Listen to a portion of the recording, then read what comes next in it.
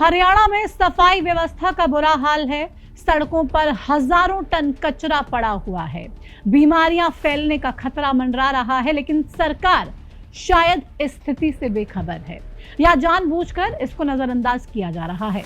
आखिर क्या कारण है कि प्रदेश में सफाई कर्मचारियों की हड़ताल खत्म नहीं हो पा रही और ना ही ऐसे आसार नजर आ रहे हैं? क्यों हड़ताल पर हैं सफाई कर्मचारी? क्या है उनकी मांगे? इस रिपोर्ट में आपको बताऊंगी। नमस्कार, आपके साथ मैं प्रतिमा दत्ता। प्रदेश भर के सफाई कर्मी हड़ताल पर हैं और हड़ताल को 14 मई तक बढ़ाने का ऐलान कर दिया गया है। सरकार पर अनदेखी के आरोप लगाए जा रहे हैं।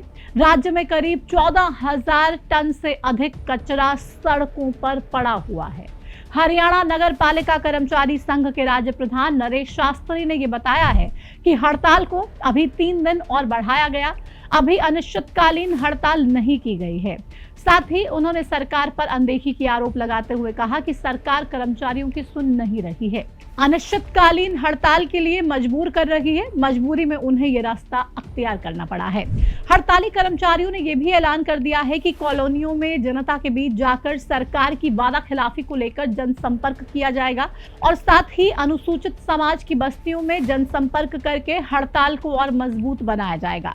एक तरफ जहां सफाई कर्मी अपनी मांगों पर अड़े हुए हैं, हड़ताल को आगे बढ़ा रहे हैं, तो वहीं नेता प्रतिपक्ष भूपेंद्र सिंह हुड्डा ने सफाई कर्मियों की मांगों को जायज बताया और हड़ताल का समर्थन किया।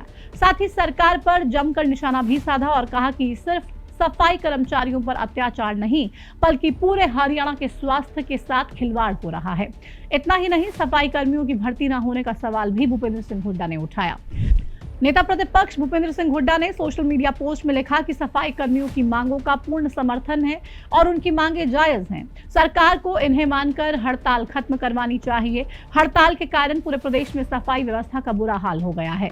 भाजपा सरकार आंखें बंद करके बैठी हुई है। ये सिर्फ सफाई कर्मचारियों पर अत्याचार नहीं है, बल्कि पूरे हरियाणा के स्वास्थ्य के साथ खिलवाड़ है। यहाँ दिलचस्प बात यह है कि सफाई कर्मचारी सिर्फ अपनी मांगों को लेकर हड़ताल नहीं कर रहे, बल्कि दमकल कर्मियों की हड़ताल का समर्थन भी कर रहे हैं। सफाई कर्मियों की मुख्य मांगों की अगर बात की जाए तो क्या कुछ मुख्य मांगे हैं, वो जरा सुनिए। सफाई कर्मचारी ठेका प्रथा को खत्म करने, ठेके पर काम करने वाले कर्मचारियों को पक्का करने, न्यूनतम वेतन 30,000 रुपए लागू करने की मांग कर रहे हैं।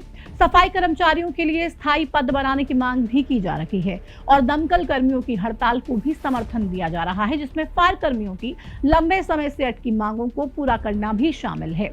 साथ ही कर्मचारी फरीदाबाद फायर हादसे में मारे जाने वाले कर्मचारियों को शहीद का दर्जा दिए जाने और उनके परिवार को सरकारी नौकरी पर रखने की मांग कर रहे हैं। बहरहाल सफाई कर्मी अपनी मांगों को लेकर डटे हुए हैं और बार बार अनिश्चितकालीन धरने की चेतावनी दे रहे हैं। लेकिन अब ये देखना होगा सरकार कब तक इस समस्या का समाधान निकालेगी और कब प्रदेश की सफाई व्यवस्था दुरुस्त हो पाएगी। लेकिन बड़ा सवाल ये है कि आखिर सफाई कर्मियों की आवाज सरकार को सुन क्यों नहीं रही है। इस वीडियो में फिलहाल इतना ही। मुझे दीजिए इजाजत। नमस्कार।